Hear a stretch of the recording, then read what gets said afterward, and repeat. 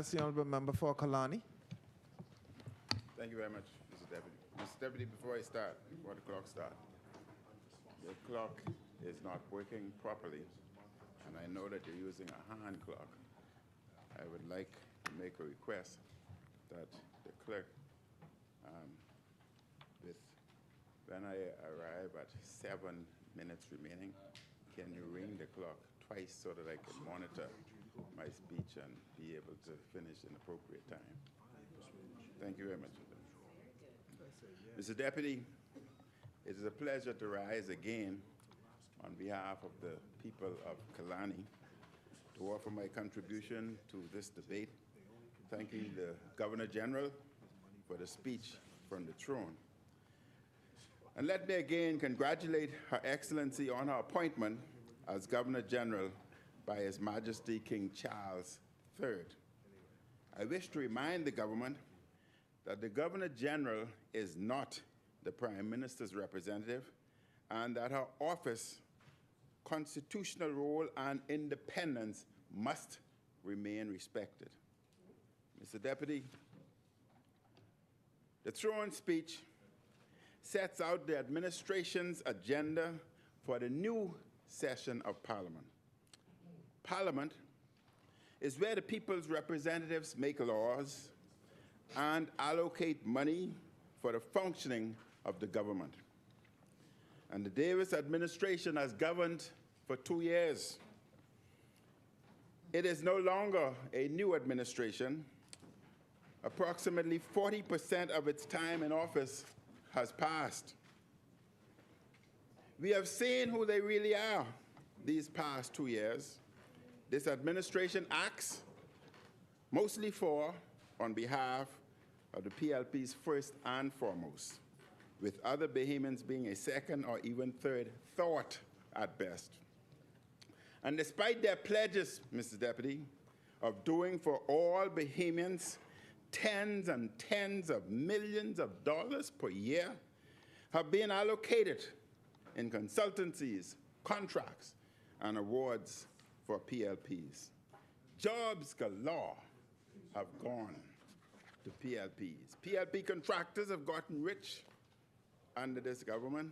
Some of the highest connected PLPs are acting as if they have won the lottery and are involved in all sorts of business ventures. Some have built luxury homes in record time. In their blueprint for change, the new governing party promised, and I quote, "With vision and focused execution, the Progressive Liberal Party commits to build a Bahamas more suitable for the advancement and empowerment of our country and Bahamians," end quote. They are not doing this for all Bahamians, Mr. Deputy. They have not even remotely fulfilled this pledge, which was really just campaign rhetoric. PLPs are the ones who they primarily govern for. That's what they did in the last session of Parliament. They are likely to lead in the same PLPs get straight first manner during this session.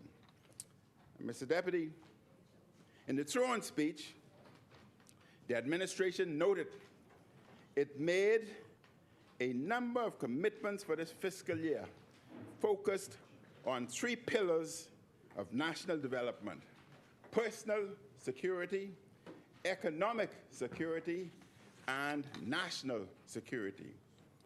They have failed on all these fronts. Bahamians are now much less secure under this government. The Davis administration has pledged over and over to do something about crime. It has pledged to do something about the cost of living crisis. Mr. Deputy, I went to the supermarket the other day, and I was appalled when I got my bill.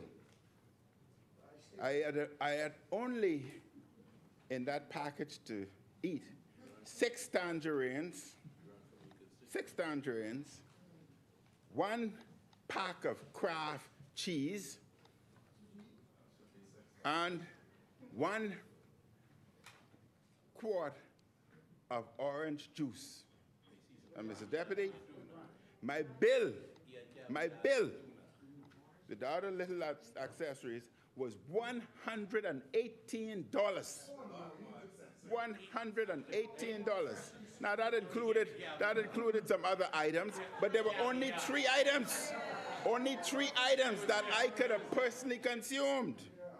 Mr. Deputy, it was astonishing to see the amount of people who were returning items because they could not pay what their items had cost. And this is a regular phenomenon. Mr. Deputy, the government has pledged to do something about immigration. Despite the many pledges, we see no resolution to our problems. The level of killings remain high. The newspapers last week had numerous stories of people being shot to death in New Providence. There still are too many robberies and break-ins. There are too many thefts and assaults. And thus far, we see no policy solutions from the Prime Minister and his administration to address the crime crisis in New Providence. And sadly, Mr. Deputy, all Bahamians should have known this Prime Minister would have no clues on crime. We all remember his suggestion of whistles to deter sexual assaults while he was leader of the opposition. The crime fight requires real focus, real policies, hard work, and real solutions. Hard work and focus are not strengths of this Prime Minister. He is barely in the country to do his job. I doubt we'll see any leadership from him on crime in this session of Parliament. Mr. Deputy, I am pleased that our economy has rebounded from the worst of the pandemic. What amazes many is how much the PLP boasts that they are solely responsible for restoration of our economy. Growth started at the end of our term. It expanded during this term because the pandemic ended. In an editorial in October 12th, the Nassau Guardian stated, I quote, "Though the Davis administration has repeatedly praised itself for the economic recovery that was inevitable, it has shied away from accepting any responsibility for the high cost of living in the Bahamas." The editorial noted the manipulation of the Bahamas power and light fuel charge led to the astronomical rise in electricity bills. A comprehensive approach to properly addressing the high cost of living requires economic policy adjustments, workforce development, social safety nets, and initiatives to stimulate economic growth and job creation. And while the Davis administration has outlined the intent of such an approach, what it proposed in the recent speech is unlikely to achieve the outcomes we want anytime, end quote. At the recent Anglican Synod, the Anglican bishop asked, quote, "I know that it is complicated, but could we take VAT back off bread basket items and off fruits and vegetables also, so that we can allow poorer citizens to eat better and more economically than they are now," end quote. The country has been asking for this for almost 2 years. The pleas and cries of the poor and of Bahamians everywhere is falling on deaf ear. With the Prime Minister and his other ministers constantly traveling in luxury, they are absolutely indifferent to the struggles and the needs of the Bahamian people. What the PLP did, Mr. Deputy, was to enact policies causing unnecessary burdens on our people. The cost of electricity is part of the cost of all goods and services in the Bahamas. The state energy supplier, BPL, is the primary source of energy, and my administration left in place a hedge to prevent out-of-control cost. The New Day administration messed that up. They couldn't do the simple thing of continuing the good work that the F&M left in place. The consequence of the PLP's failure has been severe for our people. Bahamians have seen some of the highest electricity bills in the country's history. There are many complaints from Bahamians. Mr. Deputy, I want the Prime Minister to listen to this. If you used less power, your bill went up. If you were away, your bill went up. If you got energy efficient appliances and bulbs, your bill went up. The PLP's failure to protect Bahamians led to devastating effects. People are hurting from these skyrocketing and unfair energy bill. We can call the effect the brave BPL tax. Yes, Mr. Deputy, we as Bahamians are struggling. They are being strangled by this brave BPL tax. Mr. Deputy, I want to cite one example. A member in my community, in the Killarney constituency, many of them are now turning off their breakers. This one particular individual's light bill used to be $51. They now turn off their breaker and traveled, and return with the breaker off, and the light bill went up to $750. These are the things that are happening in this country, Mr. Deputy.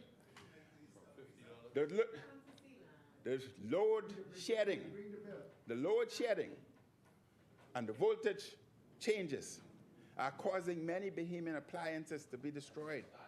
Refrigerator, stoves, microwaves, etc. Those are caused by this BPL, by this government. And the onus is on this government to replace those individuals' appliances. You're having your appliances destroyed by the power station, and you must use your own funds to replace what was done by them. Under ordinary circumstances, Mr. Deputy, if this occurs in any situation in the private sector, they would have been dismissed. Unfortunately, we must tolerate them for another 3 years.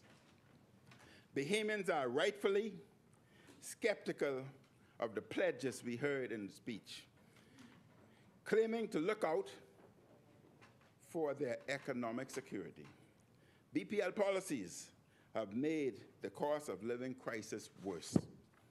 Parents are scared to open their BPL bills. Businesses are struggling to keep the lights on. And all of this results because the Prime Minister and his administration failed to protect the Bahamians. Mr. Deputy, the New Day administration has a history of making the cost of living crisis worse. Let us not forget, they chose to impose the breadbasket and medicine taxes. Let us not forget, they chose to impose all kinds of fee increases in the budget. The huge BPL increases, the breadbasket and medicine increases, and the fee increases are all taking effect out of the Bahamian people's pocket. Real property tax have gone up 3 to 4-fold. And, Mr. Deputy, area that was declared a tax-free zone over the hill area, individuals are still attempting to force Bahamians in that area to pay taxes that they are exempted under the law. Mr. Deputy, in the speech from the throne, we heard again the administration talk about building a new hospital in New Providence. I spent my life in medicine caring for our people. we are a small, developing country. Our healthcare needs are great. My administration left in place a project to build a new wing at PMH, a 4-story complex to be built just east of the critical care block. It would have been finished by now. The money was there. If the PLP had continued with our good work, better service would be here for our people. The hospital the PLP promises to build would partially be on land owned by the company of Sir Franklin Wilson. Mr. Deputy, this was the quote by the Minister of Health, and I will table such article. We read in the newspaper months ago that some kind of negotiations was underway for some land. It all sounded unclear. I asked the question, has the issue been resolved? How much will Sir Franklin's company get paid? Or will there be land swap? And if so, what government land will be given to this company? Will the land be in the Family Islands? Will it be Carmichael? Or will it be Prospect, the land that was preserved for the young professionals, the doctors, the lawyers, the accountants, the carpenters, the masons, the electricians? I am skeptical that the PLP will build and open a new hospital in New Providence before the end of their term. I think the Prime Minister has really messed this up. His administration killed a project that would have already built a major wing of the hospital, and instead are all mixed up with the proposed hospital and a land deal. This is the same Prime Minister who every time he tours PMH says he is shocked at the state of it. Mr. Deputy, in the speech from the throne, the administration said it is unshakable its belief that education offers the best path to personal security, success, and happiness. I agree. However, not enough is being done by this administration to systematically change an education system that has been dysfunctional for a very, very long time. The Bahamas needs to ask fundamental questions about its entire educational system. We are at a time and a place when we need a national reflection on education. What we are doing is not working. We need better for our children. And I will have more to say about this at another time. Mr. Deputy, I support the administration's pilot national school breakfast program. Children need to be fed before they can learn. What I call on the administration to do is to be bolder. In my party's last manifestos, we proposed creating a full food program for children in the public school system. The state spends more than $3 billion per year in the national budget. The New Day administration spends so many millions of dollars on PLPs and the Prime Minister's luxury travel. The money is there to feed our children. If the New Day administration would be willing to cut all the waste to its PLP supporters, let's let this pilot program quickly evolve into a full national feeding program in all our schools so that lunch is available for all, breakfast is available for all, and an afternoon snack is available for all, as is required. Mr. Deputy, Haiti is in a state of collapse. Gangs have expanded their control of the economy since the assassination of the country's president 2 years ago. The New Day administration has pledged to send 150 of our security forces to Haiti. Kenya has pledged to lead a multinational force. And many are deeply concerned about this open-ended commitment. There's widespread violence in Haiti. The gangs are well armed. They control large parts of Port-au-Prince and significant other parts of the country.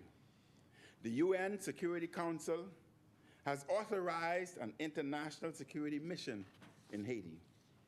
However, much of the work of this force is undefined.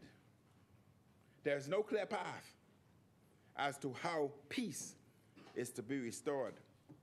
There's no clear path as to how the countries within the force are to operate, or what the rules of engagement would be. It is unclear which countries will send troops. We do not know, Mr. Deputy, how the command of our troops would work within the structure of an overall force. And the New Day administration is known for not having plans. When the media asks the Prime Minister about these issues, he has no specific answers.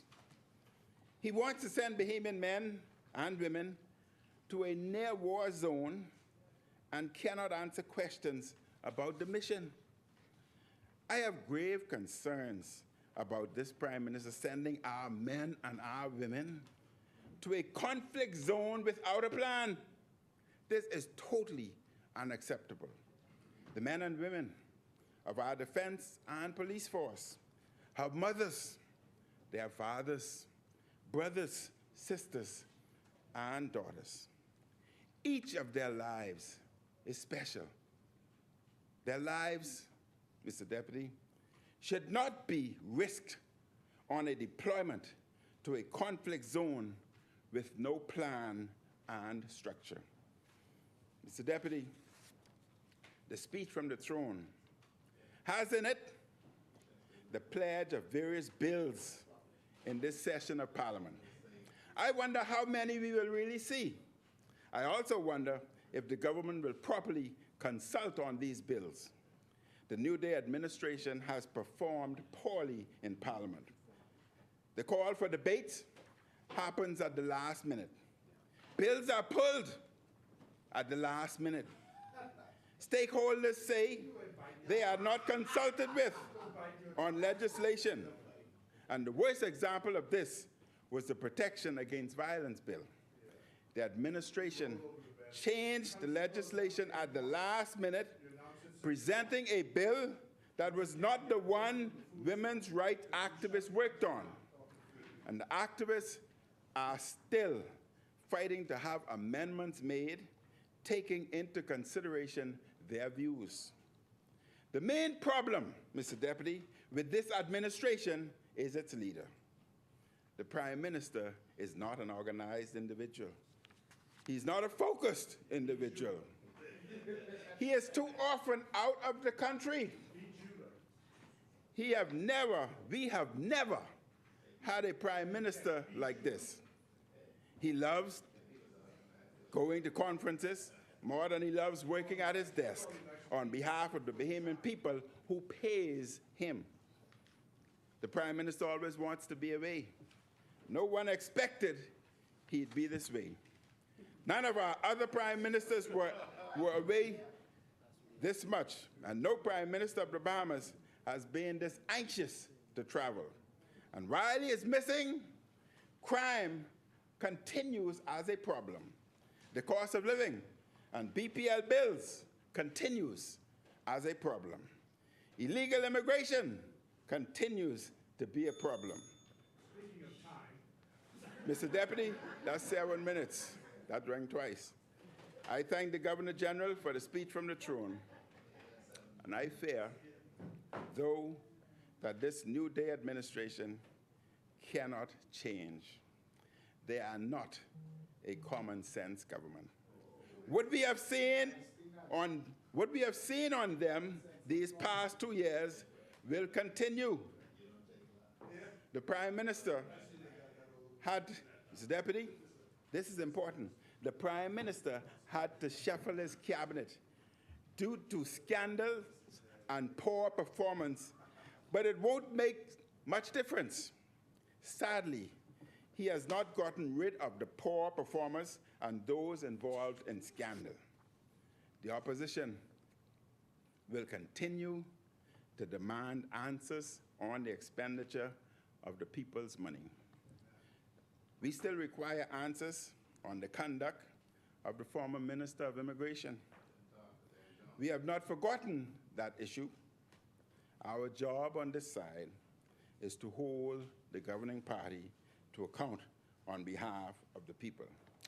Mr. Deputy, last week, Wednesday, I was having a headache, and I left this Parliament at about 3:30 last week, Wednesday. I called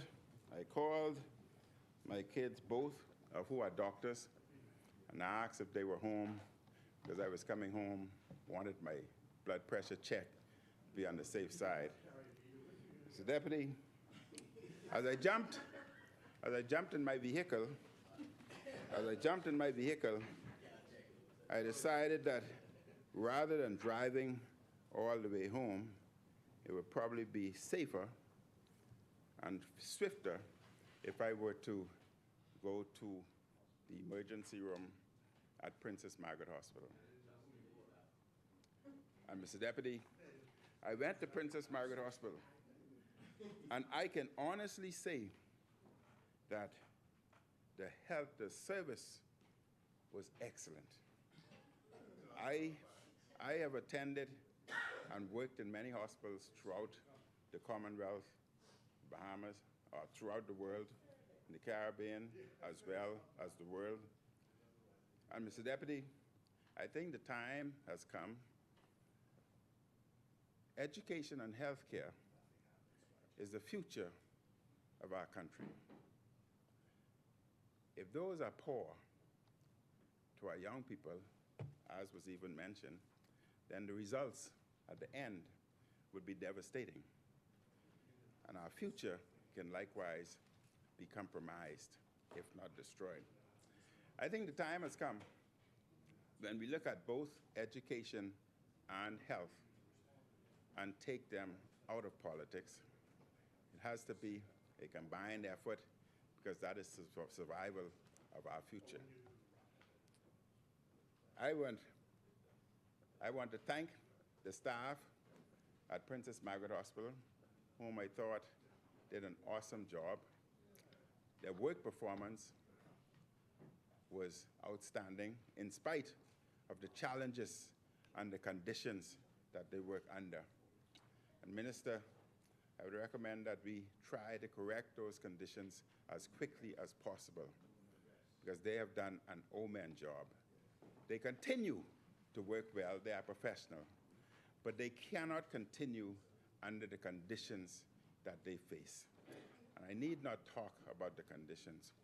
We must understand, and the Bahamian people must understand, that Princess Margaret Hospital is the only healthcare institution for the poor. I went there. I worked there, and I went there as a patient last week, and I was impressed with the treatment. If we destroy the reputation of the Princess Margaret Hospital, the poor man has nowhere to go. Others can go to doctor's hospital, they can travel abroad. So, Minister, we must do what is necessary to fix the Princess Margaret Hospital, the emergency room. Let's pay the contractors so that that can be completed. The space that they're utilizing now is not adequate, but in spite of that, they continue to do their work. I want to personally thank Dr. Krista Wells, whom I've called, and she saw to it that the staff were there, present to see me. I want to fortunately, my blood pressure was normal. It was normal.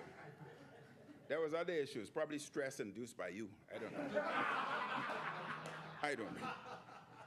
But I was there in the hospital. Just allow me another 5 minutes, Mr. Deputy. I was in the hospital. I was kept in the hospital for about 5 hours, going through the various tests. And the test results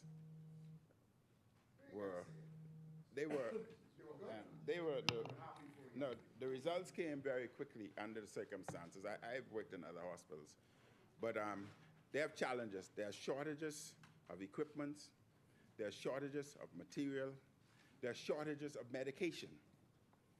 The medication that was given to me, the prescription, unfortunately the hospital don't have it. I had to send to Doctors Hospital to get it. But most of the Bahamian population are not in a similar situation as I am. So ensure, Mr. Minister, that medication is there so that individual can get the proper medication. They cannot afford to get it from the private sector. I want to thank personally the administrator, Ms. Mary Walker, who saw to it that everything was available for me. She was excellent.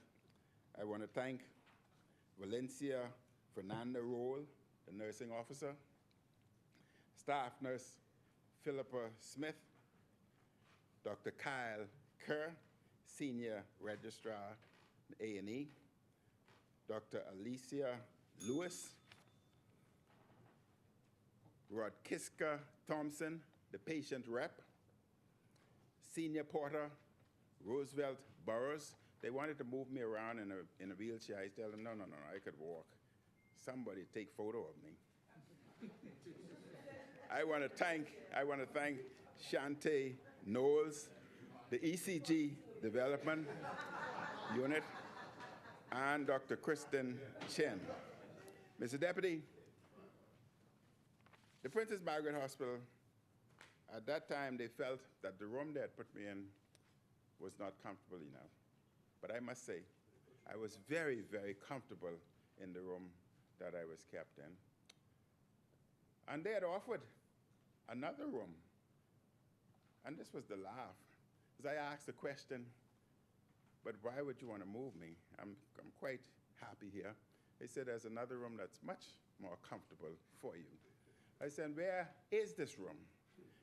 And they said it's an ICU. I said, not a possible chance.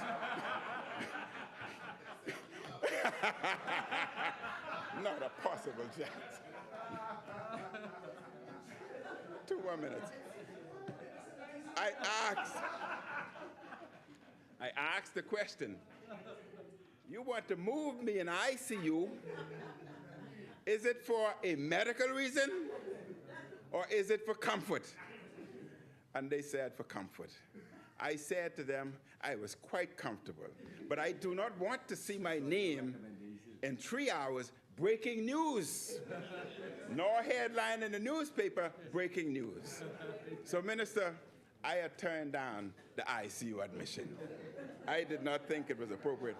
Mr. Deputy, so we must work as a team. That's the only thing the Princess, Dr. Bernard Nordich and myself, and I think you need to know this, Dr. Bernard Nordich and myself, we had an unwritten agreement that we would never denigrate or try to destroy the Princess Margaret Hospital. That's the only thing the poor people have, and we must do everything as policymakers to protect it. If I could go to, people ask, why didn't I go to Doctors Hospital? No, I have confidence in Princess Margaret Hospital. I have confidence in the health staff. I have confidence in the nurses. I have confidence in the doctors. Our only problem is structural. Our problem is the institution itself, medical shortages, etc. And if we can correct that, and the minister was absolutely right, primary care must take a priority.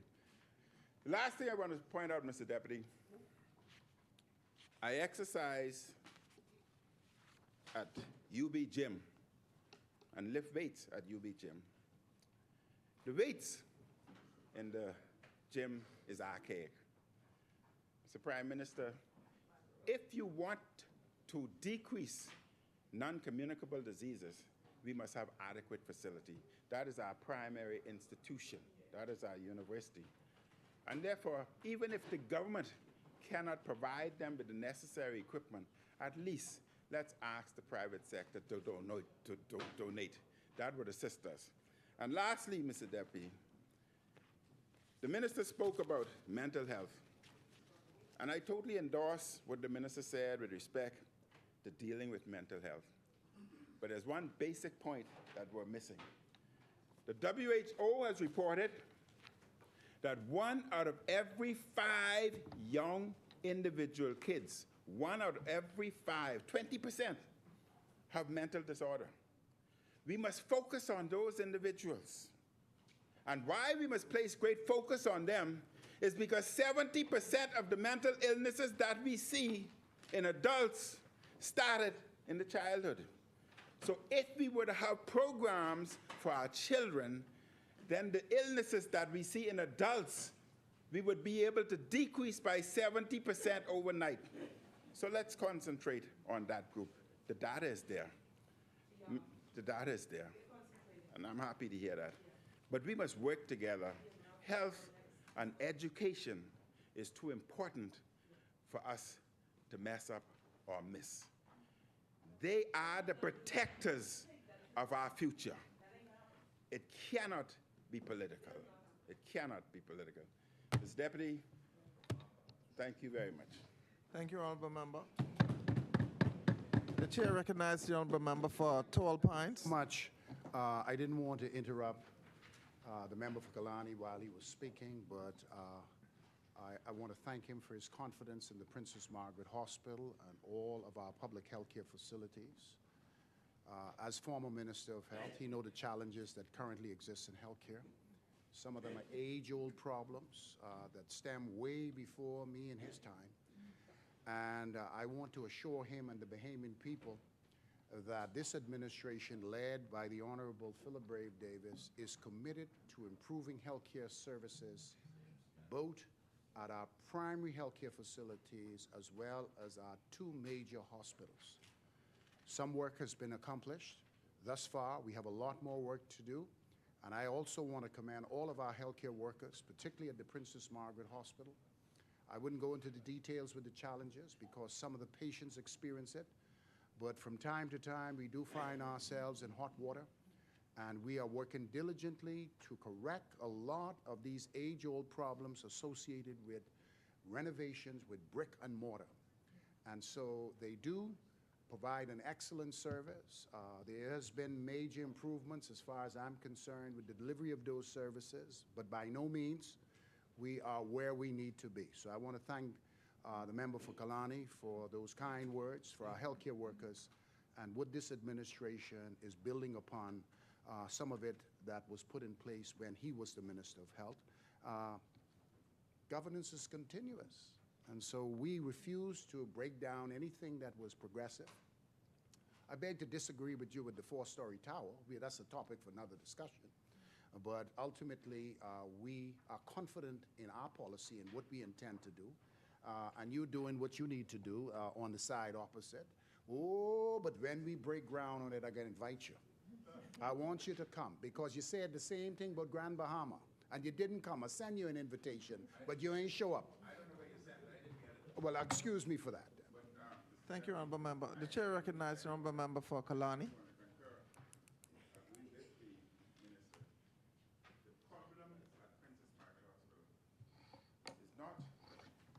Was not created by the FNM. It was not created by the PLP. That problem is long-standing. Mr. Deputy, when I was a baby, I was taken to Princess Margaret Hospital because of severe, high elevated temperature. My mother, I was told, waited at the Princess Margaret Hospital for half a day and was not served. So that was a long time ago. She subsequently had taken me home because of frustration, and she had to return to work. It was several nursing personnel who were friends, and that's why I have the greatest respect for nurses, who visited our home, who was just visiting my mom as a friend, and recognized that I was more ill than they thought, and that I must be taken back to the hospital. But my mom was frustrated and could not go back because of the long delay, etc. And they insisted that I see a private doctor. Though we could not afford to see a private doctor, I was taken there. And the doctor had said that if my delay of receiving medical care was another hour or two, I would have been dead. Because they discovered that I had pneumonia and had to immediately be admitted and dealt with appropriately by the private sector. So PMH is a chronic, long problem, but we must fix it. Doesn't mean that it should remain. We must fix it, because if we don't fix it, there are many individuals who will die unnecessarily. Many Bahamians do not have insurance. They cannot afford insurance. They cannot afford doctor's hospital. They cannot afford private care. We must fix it. Thank you, Honourable Member. The chair recognizes the Honourable Member for Fox Hill. Yeah, I'd like to